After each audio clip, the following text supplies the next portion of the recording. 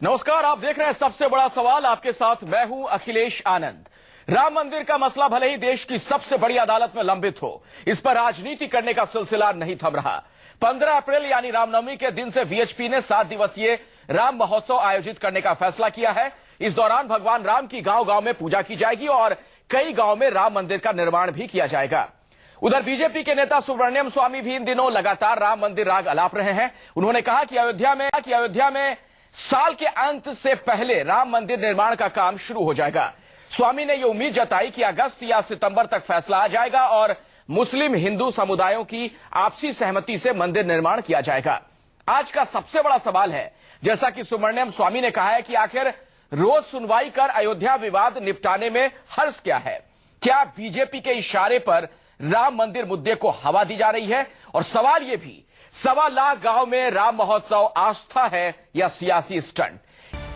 तमाम सवाल हैं, उन पर चर्चा करने के लिए जो मेहमान हमारे साथ जुड़ चुके हैं उनसे मैं आपका परिचय करवा दूं। मेरे साथ डॉक्टर सुधांशु त्रिवेदी जुड़ चुके हैं, भारतीय जनता पार्टी के राष्ट्रीय प्रवक्ता।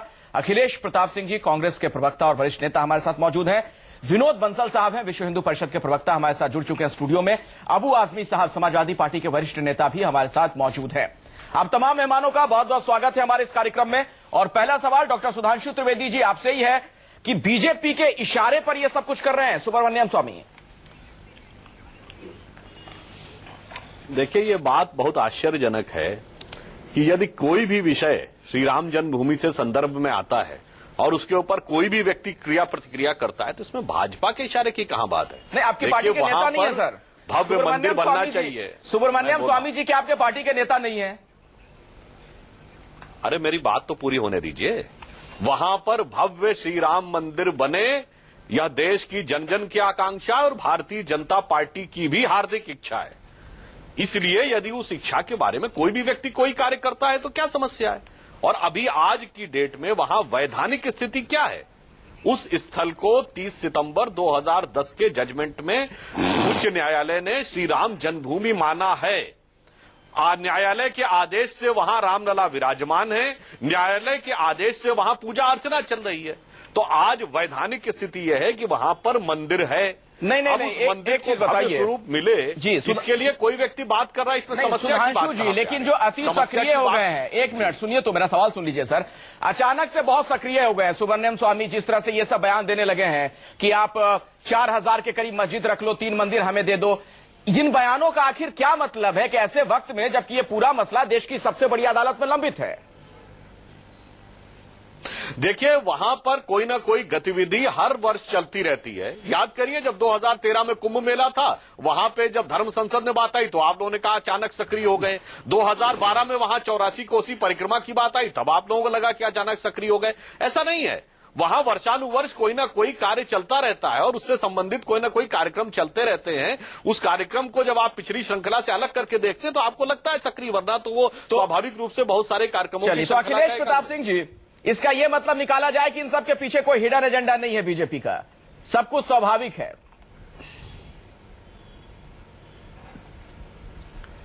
अब हमारे भाजपा के साथी तो यही बता रहे हैं, लेकिन जो राम को छल चुका है, जो राम के प्रति स्नेह दिखाता है, तो शंकाएं होती हैं और शंकाओं का आधार है।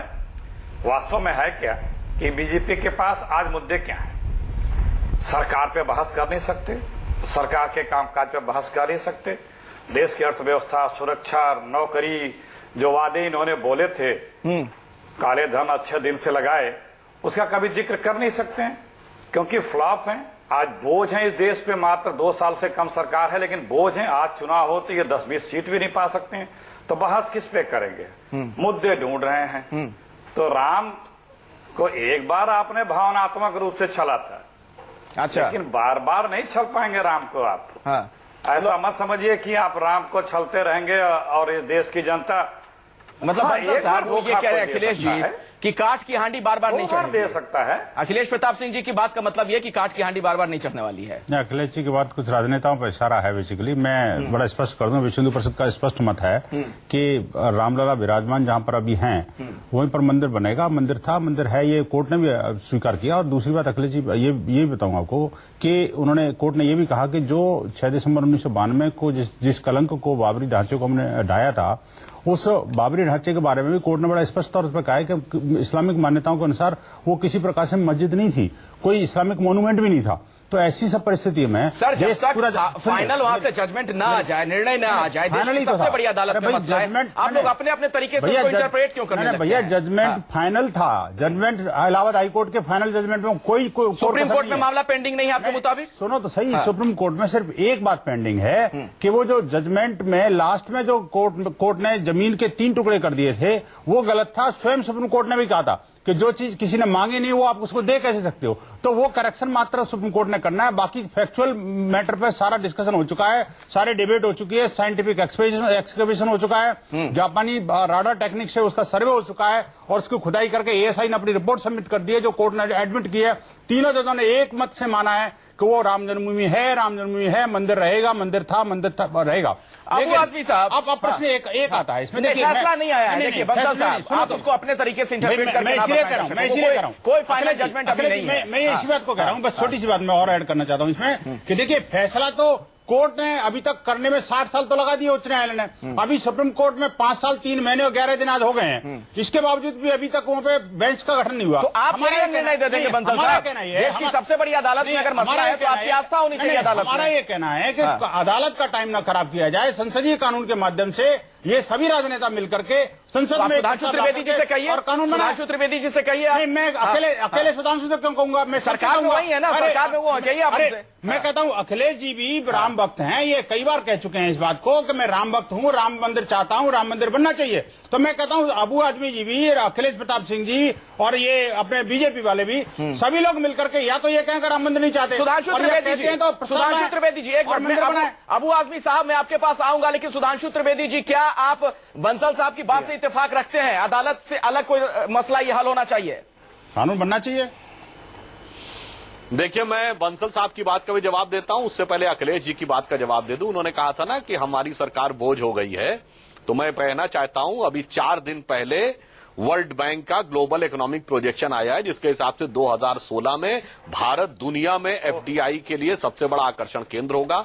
पिछले 6 महीने से हमारी विकास दर चीन से ज्यादा, दुनिया में सबसे ज्यादा है। पिछले 1 साल में हम करप्शन में इंटरनेशनल में इंडेक्स में 20 पायदान ऊपर गए हैं। ये तो मंदिर मस्जिद की आवश्यकता क्यों पड़ रही है सर? फिर अब मैं आ रहा हूं, ये तो बहुत अच्छी बात है जो आप कह रहे हैं। विनोद बंसल जी की बात कर रहा हूं। मैं विनोद बंसल जी सब झूठ बोल रहे हैं। देखिए उन्होंने जो समझाने का प्रयास किया वह, अरे झूठ क्या बोल रहे हैं, क्लियर कट आईएमएफ की बात है, आप ऐसे स्पष्ट मत बोलिए। आईएमएफ का डाटा अवेलेबल है, वर्ल्ड बैंक की रिपोर्ट है परसों। झूठ कैसे कह रहे हैं? क्या ये झूठ कैसे कह रहे हैं? क्या सुनिए अखिलेश जी, ये इसमें कोई शक है कि भारत की ग्रोथ रेट सबसे ज्यादा है दुनिया में, चाइना से ज्यादा? आप बोल रहे हैं, चलिए आप बोल रहे, मैं बताऊंगा। आप बोल फिर अभी बताऊंगा।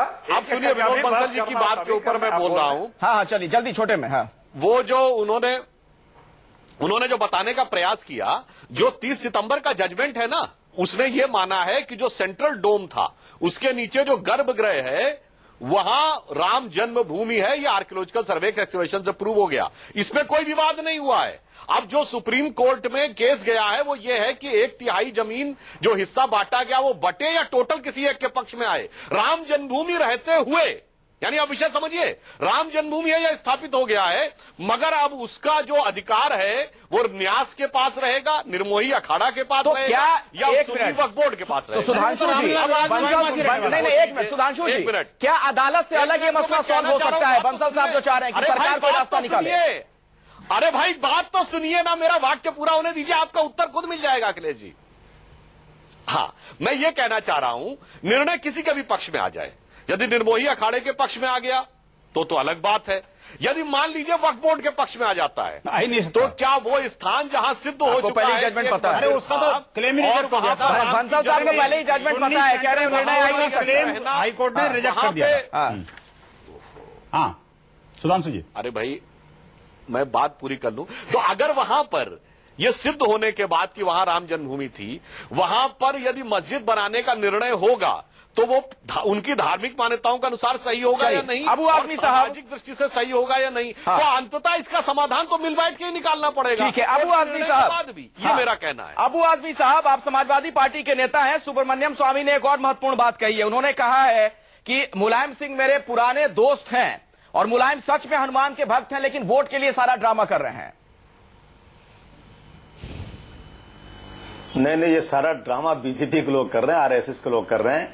ये बेचारे थके हारे लोग, इन्हें पिछली बार इन्होंने ये मुद्दा लाया नहीं, ये डेवलपमेंट का मुद्दा लाया और अब फेंकू नाम पड़ गया इन लोगों का। इन्होंने कुछ काम नहीं किया।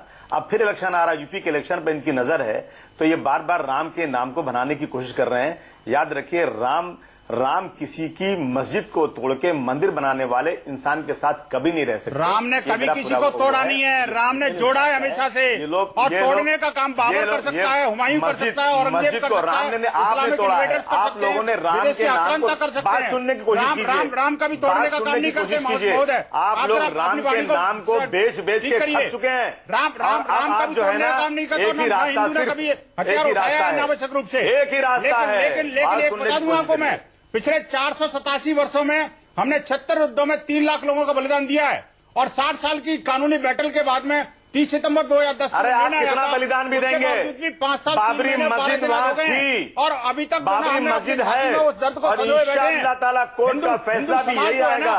हिंदू समाज किसी को बख्शेगा नहीं। राम के मानने वाले कभी भी कोई मस्जिद तोड़कर मंदिर नहीं बना सकते। 1990 में जिस तरह से कार सेवकों का लहू बहाया था, उस लहू का बदला हिंदू समाज जरूर लेगा। या तो समय रहते उनका जवाब निकाल दिया जाए। जवाब सुनिए, जवाब सुनिए। ठीक नहीं होगा। आपसे बहुत अच्छे हिंदू हैं मुलायम सिंह यादव जी, तभी तो कह रहे हैं। बहुत ज्यादा पुजारी है मुलायम सिंह यादव जी। देश के कानून की कसम खाया उन्होंने, किसी की गुंडागर्दी नहीं चलेगी देश के अंदर। आपके नवाब कानून बड़ा है, बड़ी आदमी है, फैसला करवाइए। ताज भेंट करने का आप समझिए, अपने लोगों को समझाइए। लेकिन आप लोग राम का नाम लेने वालों को पार्टी से निकाल देते हो। इसलिए वो करेक्टर नहीं है। मैं ये कहना चाहता हूँ, अभी भी समय है देश में। चुनाव से पहले अगर आपको राम के भक्त असल मुलायम सिंह यादव जी हैं। किसी खूनी, चिल्लाइए मत, मेरा टर्न है बोलने का। बोलिए। किसी खूनी जगह पर राम की मंदिर नहीं बन सकती। खूनी नहीं है, जगह खूनी नहीं है, जन्मभूमि कभी खूनी नहीं होती। गलत बात कर रहे हो। ये हिंदुओं की श्रद्धा के ऊपर आप चैलेंज कर रहे हो, ये बिल्कुल गलत बात है। मेरी राम जन्मभूमि है, वो खूनी जन्मभूमि नहीं हो सकती। मैं चैलेंज कर रहा हूँ, मैं चैलेंज कर रहा हूँ। राम कभी, मैं चैलेंज कर रहा हूँ, राम कभी भी ऐसा जगह पसंद नहीं करेंगे जहाँ पर आप लोग खून खराबा करोगे। अगर खून बहा दिया तो ठीक नहीं होगा। एक मिनट इस तरह से चर्चा मत करिए। देखिए, उसको मामले को सुलझाने का प्रयास इस तरह से आप लोग ना करें। अखिलेश प्रताप सिंह जी, एक मिनट। अबू आजमी साहब, एक मिनट। आपस में आप लोग ना उलझे, विषय पे हम लोग चर्चा करेंगे। बंसल साहब थोड़ा काम डाउन हो जाइए, थोड़ा। मैं ये कह रहा हूं कि हम विषय पे चर्चा करें, आपस में मत उलझिए ना, आपस में मत उलझिए, एक दूसरे के खिलाफ आप शब्दों का इस्तेमाल ना करें। अखिलेश प्रताप सिंह जी, क्या यह न्यायिक प्रक्रिया में हस्तक्षेप नहीं है? अगर मामला देश की सबसे बड़ी अदालत में पेंडिंग है, इस तरह की बयानबाजियों का क्या मतलब है, या फिर इस तरह के जो प्रयत्न किए जा रहे हैं? क्यों नहीं संसदीय कानून से? सर आप ही थोड़ी बोलते रहेंगे, एक मिनट और लोग को बोलने दीजिए। देश, हाँ, देखिए थोड़ा सा अंतर इन सारी चीजों में समझना होगा, हालांकि लोग समझ भी आगे आएंगे भी नहीं, अब कम हो जाएंगे। अरे भाई एक मिनट प्लीज। देखिए, कुछ चंद लोग हैं गिनती की उंगलियों पे, उनके लिए राम एक तिजारत का मुद्दा है, बाकी हिंदुस्तानियों के लिए राम एक आस्था का मुद्दा है। इसी के बीच की ये लोग अपनी राजनीतिक रोटियां सेकने का प्रयास कर रहे हैं। जो लोग राम का तिजारत करते हैं, उनको राम से कोई श्रद्धा नहीं है, सुविधा के राम को खत्म क्यों नहीं कर देते? मैं कहता हूँ ये जो लोग कर रहे हैं, बंसल साहब ऐसे बहस नहीं होती। आपकी बारी आएगी, सुधांशु त्रिवेदी भी है, उनके पास भी मुझे जाना। बारी बारी से अपनी बात रखिए। अखिलेश जी जल्दी खत्म कीजिए अपनी बात। ये हाँ, अरे भाई बोलने तो दिया, मैं खत्म कर दूंगा। क्योंकि जब मामला अदालत में है तो आप अदालत का इंतजार कर लें, उसमें जल्दीबाजी क्या है? लेकिन जल्दीबाजी इसलिए है क्योंकि उन्हें वो बेरोजगार बैठे हैं, उनको राम का मुद्दा अगर निपट जाएगा तो रोजगार बेरोजगार हो जाएंगे, इनके पास दूसरा कोई काम है नहीं। और ये कुछ लोग हैं जो बना रखे हैं अपना विश्व हिंदू परिषद, चंद लोग हैं। नहीं, सवाल लेकिन मेरा ये है, चंद लोगों से क्यों डरते हो फिर आप? मंदिर बनाने के लिए आप आगे क्यों नहीं आते? मैं कहता हूँ सुधांशु त्रिवेदी जी, रोम के प्रति श्रद्धा है, राम के प्रति श्रद्धा नहीं है। सुधांशु त्रिवेदी जी, एक मिनट मेरी बात होने दे भाई। संसदीय कानून से क्यों नहीं बना रहे थे? जब सोमनाथ मंदिर बनाया था, अब सोमनाथ मंदिर बन सकता है संसदीय कानून से, राम मंदिर क्यों नहीं बन सकता जब कोर्ट ने प्रूव किया? बंसल साहब आप धारा प्रवाह ना बोलें सर, मेरी आपसे गुजारिश है, आपका टर्न आएगा, अपनी बात रखिएगा। अखिलेश जी जल्दी खत्म कीजिए सर, बार बार राजनीतिक बात क्यों? मैं कहूंगा अभी सख्त बोलूंगा तो बुरा लगेगा। ये सभ्यता नहीं है जो बंसल साहब बीएचपी बोलती है। नहीं, आप बोलने का अवसर नहीं देना चाहते। आप अपना परिचय दे रहे हैं कि आप किस विचारधारा के हैं। नहीं, आप अपने विचारधारा का मेरी परिचय दे विचारधारा रहे को हैं। चैलेंज करने की जरूरत नहीं है आपको। चलिए, हम लोग किसी व्यक्ति विशेष की विचारधारा पे बात नहीं कर रहे हैं, ना किसी संस्था और किसी संगठन के। एक मिनट, सुधांशु त्रिवेदी जी, सुधांशु त्रिवेदी जी, एक मिनट, बंसल साहब, एक मिनट, बंसल साहब, धैर्य रखिए। सुधांशु त्रिवेदी जी, अखिलेश प्रताप सिंह जी कह रहे हैं कि राम मंदिर के नाम पर आप लोग राजनीति करते आए हैं, राम के नाम को सिर्फ भुनाया गया। मेरा सवाल यह है, क्या 1986 में भी कुछ इसी तरह की राजनीति नहीं हुई थी जब ताला खुलवाया गया था? देखिए, मैं ये कहना चाहता हूं कि अभी अखिलेश जी ने कहा आप अदालत का अपमान कर रहे हैं। एक सेकंड सुधांशु जी, एक सेकंड सुधांशु जी, एक सेकंड सुधांशु जी, एक सेकंड। अखिलेश आनंद जी, आप अदालत की अवमानना कर रहे हैं। आप पे आरोप लगते हैं, कांग्रेस पर यह आरोप लगता है कि शाबानो केस के बाद सॉफ्ट हिंदुत्व का कार्ड खेला था आपने। मनगढ़ंत कांग्रेस पर यह आरोप लगता है अखिलेश प्रताप सिंह जी कि आप लोगों ने सॉफ्ट हिंदुत्व का कार्ड खोला था। ये आप सुधांशु त्रिवेदी जी सुनिए, हाँ, ये आप मनगढ़ंत बातें करके दूसरे के मुंह पे मत सर, मैं राजनीतिक बातें कर रहा हूं, मनगढ़ंत बातें नहीं कर रहा हूं जी। क्या 1989 में राजीव गांधी जी ने अयोध्या से अपने चुनाव अभियान की शुरुआत नहीं की थी? वहां पर राम राज्य का संकल्प नहीं लिया था अयोध्या में? राजीव गांधी को तो कम से कम श्रद्धांजलि दीजिए। बिल्कुल, अखिलेश जी, कम से कम राजीव गांधी के प्रति तो अपनी श्रद्धा रखिए। सुधांशु त्रिवेदी, उन्होंने राम राज्य की परिकल्पना की थी, राम मंदिर बनाने की बात की थी। आखिरकार चलिए ठीक है, एक मिनट सर, सुधांशु त्रिवेदी जी को बोलने दीजिए, आप ही की बात आगे बढ़ाएंगे। हिंदुस्तान के बाहर है। सुधांशु त्रिवेदी जी बोलिए। देखिए, राम के नाम की तिजारत का जो विषय अखिलेश जी ने उठाया और अदालत की अवमानना का जो विषय उठाया, इन दोनों विषयों का मैं जवाब देता हूं। राम के नाम की तिजारत ये थी अखिलेश जी कि आपकी पार्टी, छोड़िए, जब देश आजाद हुआ, राष्ट्रपिता महात्मा गांधी का पॉलिटिकल विजन था राम राज्य। वहां से लेके 1989 के चुनाव अभियान की शुरुआत स्वर्गीय राजीव गांधी ने फैजाबाद से राम राज्य के नारे के साथ की। मगर आपको लगा कि तिजारत वोट की ऐसी बदलनी चाहिए कि 2007 में राम सेतु पे आपकी सरकार ने हलफनामा दे दिया कि राम थे ही नहीं। ये होता है यू टर्न पलटना, क्योंकि हमारे धर्म में कहा गया है कि राम का नाम लेने से पाप कटते हैं। आपको लगने लगा कि राम का नाम लेने से वोट कटते हैं।